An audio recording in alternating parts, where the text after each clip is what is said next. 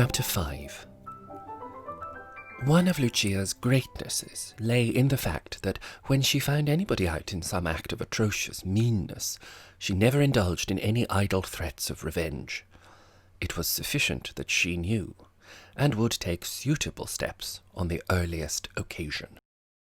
Consequently, when it appeared, from the artless conversation of the Guru at lunch, that the perfidious Mrs. Quantock had not even asked him whether he would like to go to Lucia's garden party or not, pending her own decision as to what she was meaning to do with him, Lucia received the information with the utmost good humour, merely saying, "No doubt dear Mrs. Quantock forgot to tell you," and did not announce acts of reprisal, such as striking Daisy off the list of her habitual guests for a week or two, just to give her a lesson. She even, before they sat down to lunch, telephoned over to that thwarted woman to say that she had met the Guru in the street, and they had both felt there was some wonderful bond of sympathy between them. So he had come back with her, and they were just sitting down to tiffin. She was pleased with the word tiffin, and also liked explaining to Daisy what it meant.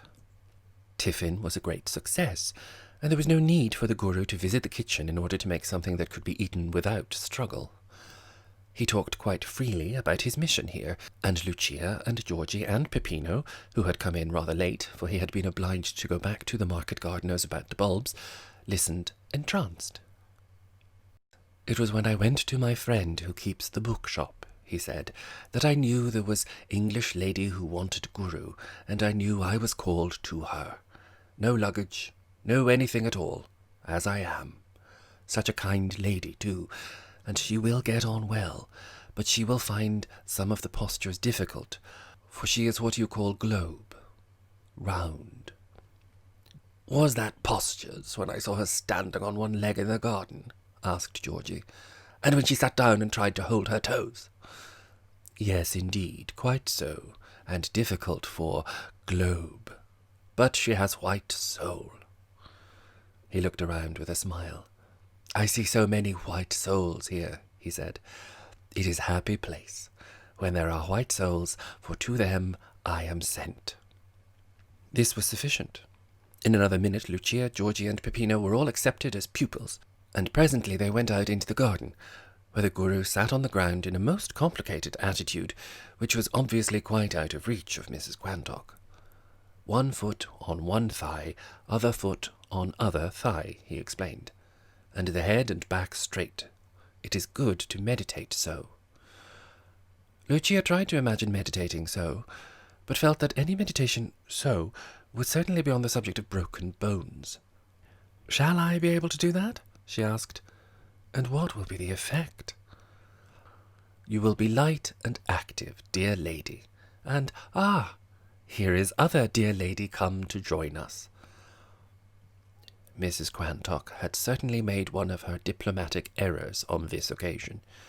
She had acquiesced on the telephone in her Guru going to tiffin with Lucia, but about the middle of her lunch she had been unable to resist the desire to know what was happening at the Hurst. She could not bear the thought that Lucia and her Guru were together now, and her own note, saying that it was uncertain whether the Guru would come to the garden party or not, filled her with the most uneasy apprehensions. She would sooner have acquiesced in her Guru going to 50 garden parties, where all was public, and she could keep an eye and a control on him, rather than that Lucia should have enticed him in, that was her phrase, like this, to tiffin. The only consolation was that her own lunch had been practically inedible, and Robert had languished lamentably for the Guru to return and save his stomach.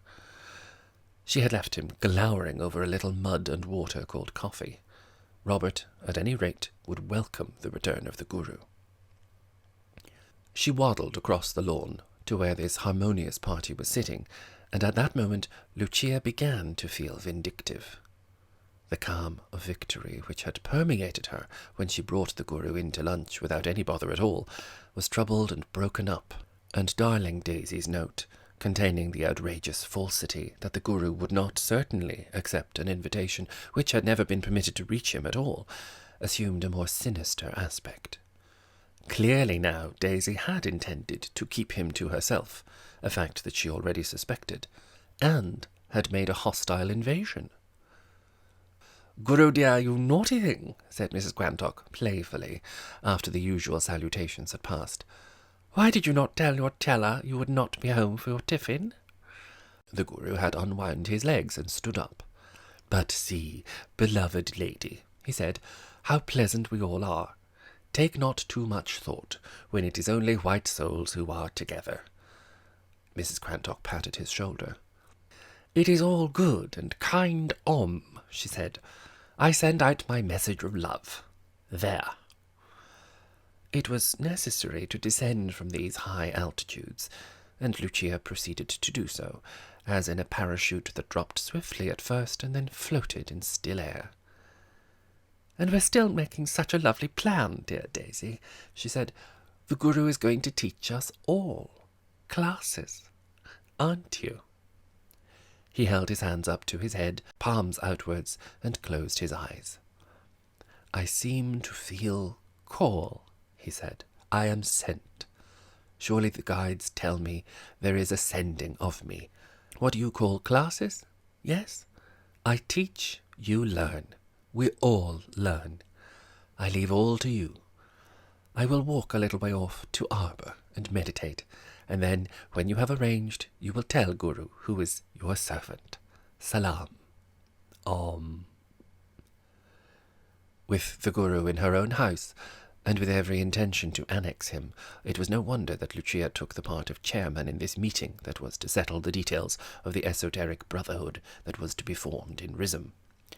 Had not Mrs. Quantock been actually present, Lucia, in revenge for her outrageous conduct about the garden party invitation, would probably have left her out of the classes altogether, but with her sitting firm and square in a basket chair that creaked querulously as she moved, she could not be completely ignored. But Lucia took the lead throughout, and suggested straight away that the smoking parlour would be the most convenient place to hold the classes in. "I should not think of invading your house, dear Daisy," she said, "and here is the smoking parlour, which no one ever sits in, so quiet and peaceful. Yes, shall we consider that settled, then?" She turned briskly to Mrs. Quantock. "And now where shall the Guru stay?" she said. "It would be too bad, dear Daisy, if we were all to profit by his classes, that you should have all the trouble and expense of entertaining him, for in your sweet little house he must be a great inconvenience, and I think you said that your husband had given up his dressing-room to him." Mrs. Quantock made a desperate effort to retain her property. "No inconvenience at all," she said. "Quite the contrary, in fact, dear. It is delightful having him, and Robert regards him as a most desirable inmate." Lucia pressed her hand feelingly. "You and your husband are too unselfish," she said. "Often have I said, Daisy and Mr. Robert are the most unselfish people I know, haven't I, Georgie? But we can't permit you to be so crowded. Your only spare room, you know, and your husband's dressing-room. Georgie, I know you agree with me. We must not permit dear Daisy to be so unselfish." The bird-like eye produced its compelling effect on Georgie.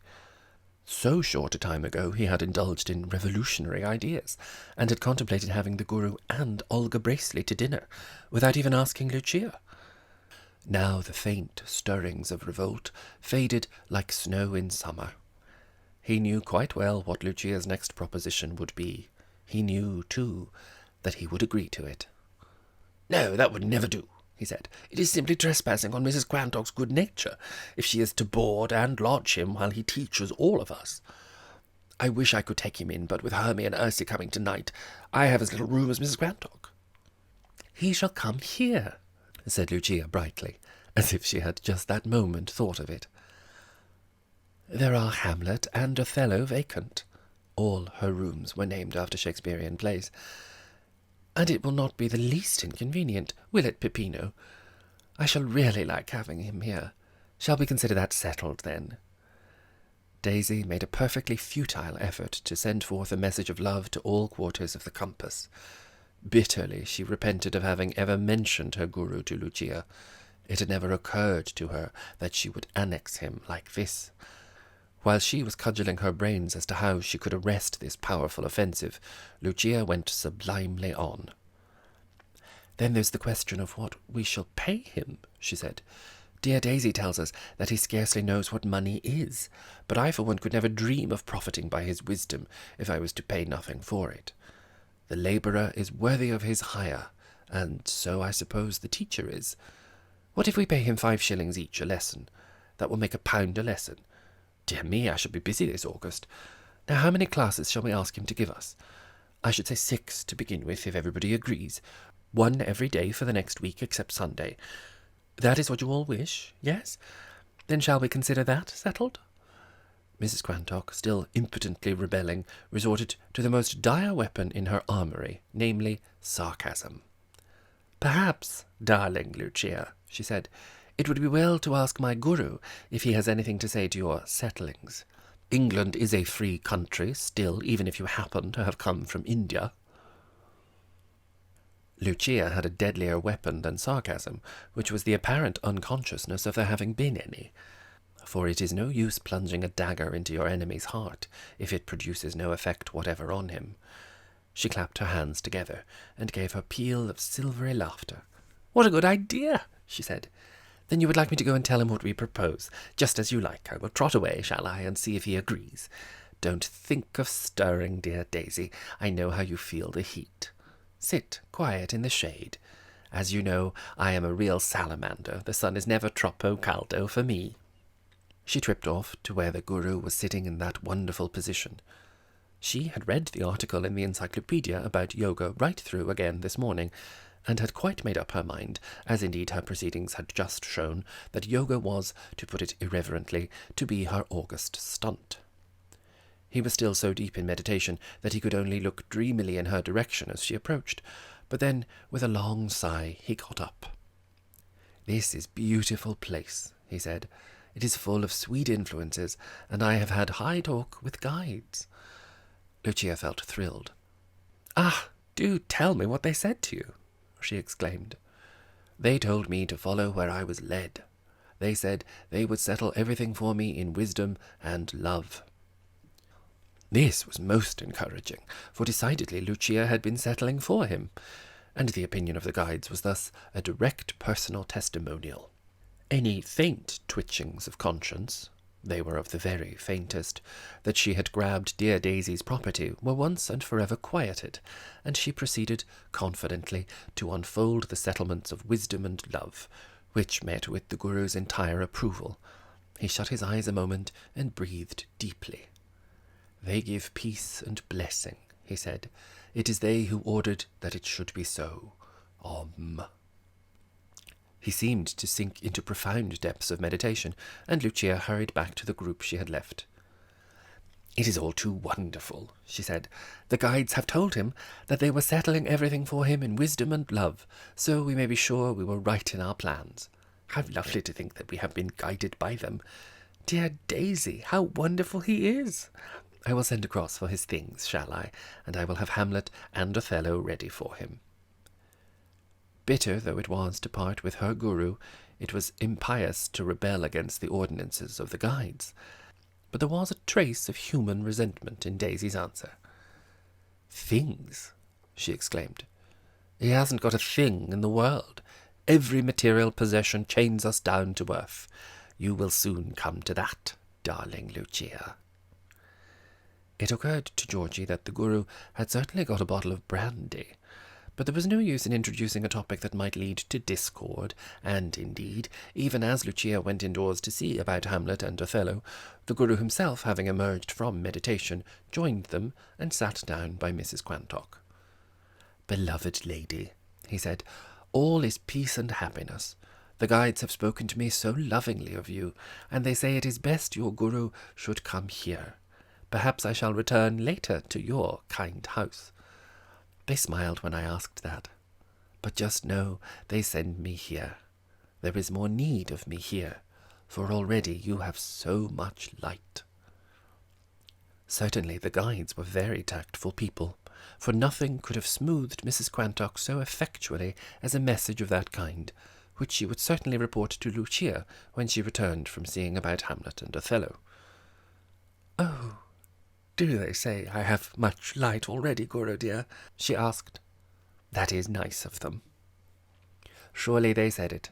and now I shall go back to your house and leave sweet thoughts there for you. And shall I send sweet thoughts to the home of the kind gentleman next door?" Georgie eagerly welcomed this proposition, for with Hermie and Ursie coming that evening, he felt that he would have plenty of use for sweet thoughts.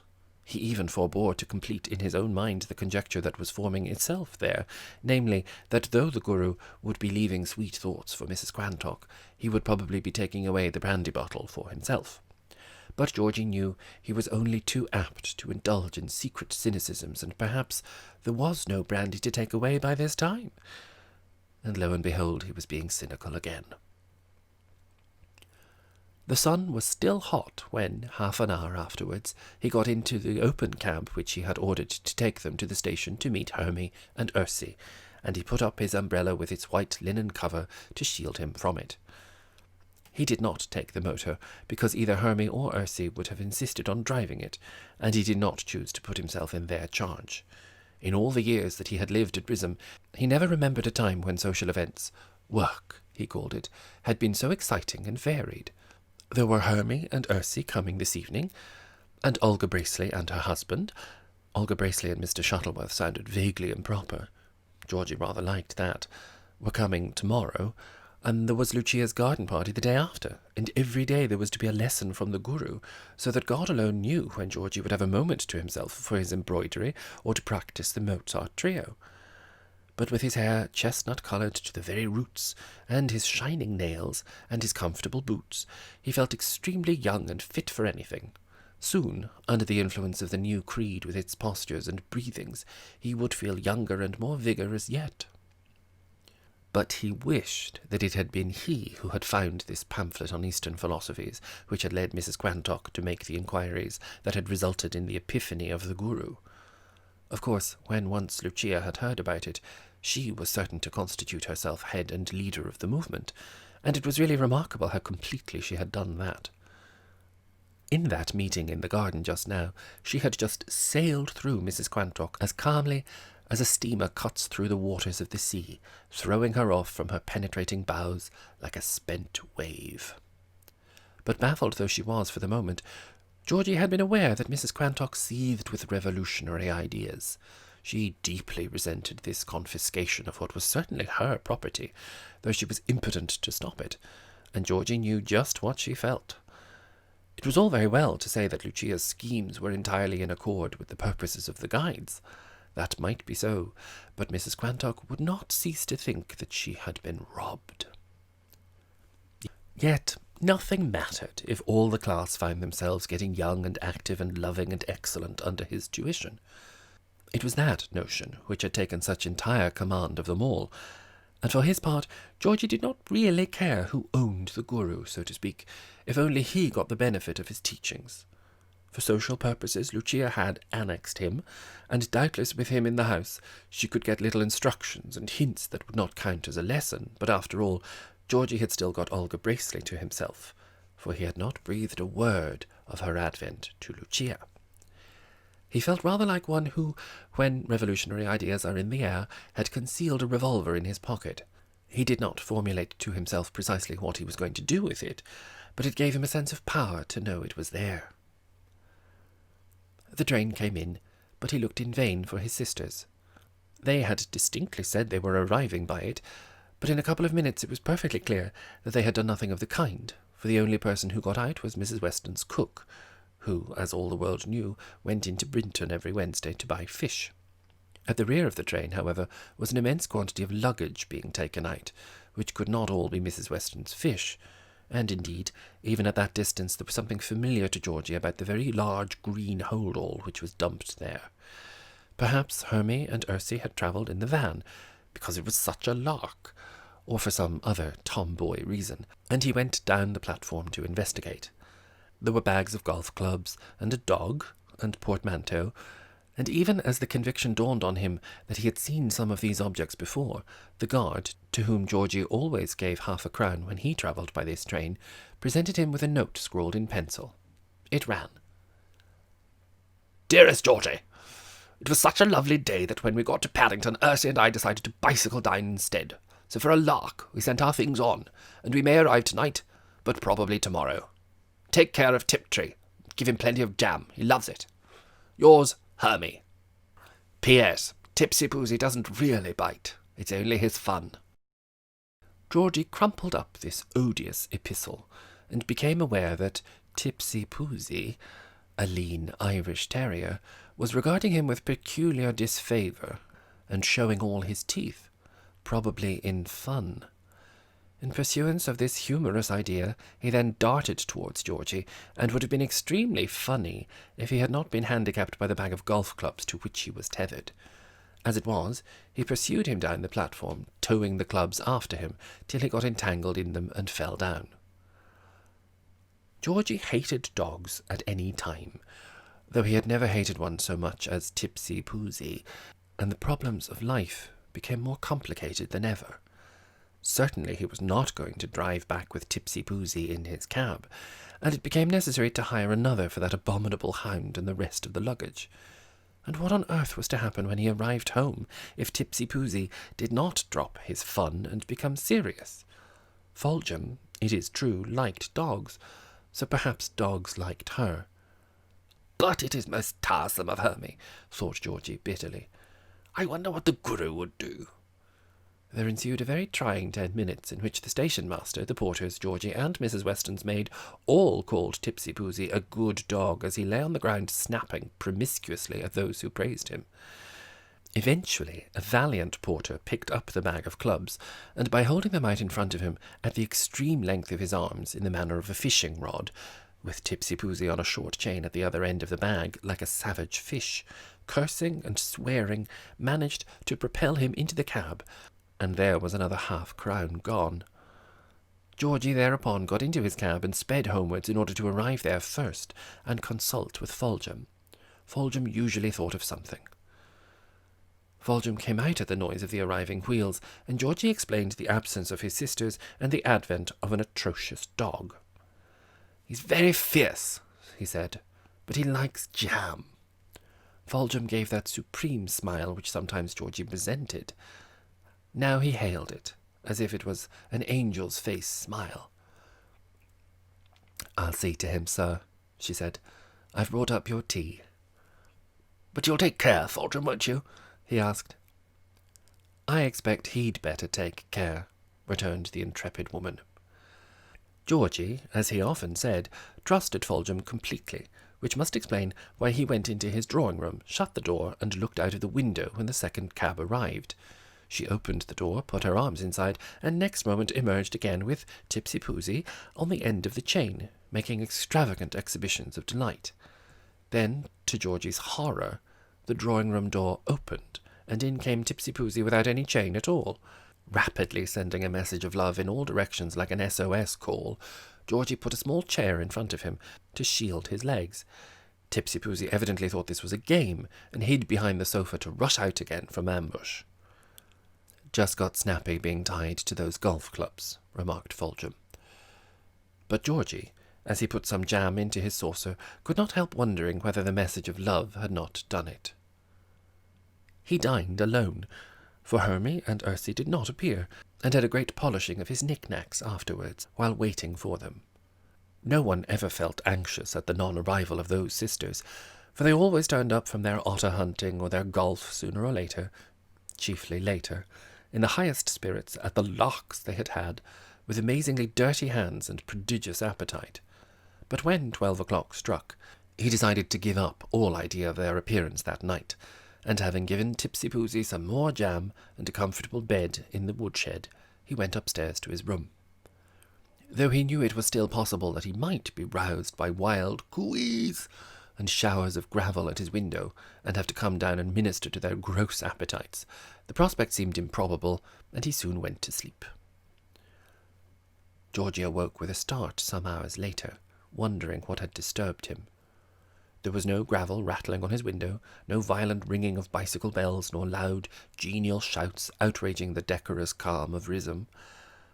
But certainly he had heard something. Next moment, the repeated noise sent his heart leaping into his throat, for quite distinctly he heard a muffled sound in the room below, which he instantly diagnosed with fatal certainty as burglars. The first emotion that mingled itself with the sheer terror was a passionate regret that Hermie and Ursie had not come. They would have thought it tremendous larks, and would have invented some wonderful offensive with fire irons and golf clubs and dumbbells. Even Tipsy Boozy, the lately abhorred, would have been a succour in this crisis, and why, oh why, had not Georgie had him to sleep in his bedroom instead of making him cosy in the woodshed? He would have let Tipsy Boozy sleep on his lovely blue quilt for the remainder of his days, if only Tipsy Boozy could have been with him now, ready to have fun with the burglar below. As it was, the servants were in the attics at the top of the house. Dicky slept out, and Georgie was all alone, with the prospect of having to defend his property at risk of his life. Even at this moment, as he sat up in bed, blanched with terror, these miscreants might be putting his treasure into their pockets. The thought of the Fabergé cigarette case, and the Louis XVI snuff-box, and the Queen Anne toy porringer, which he had inherited all these years, made even life seem cheap, for life would be intolerable without them, and he sprang out of bed, groped for his slippers, since until he had made a plan it was wiser not to show a light, and shuffled noiselessly towards the door.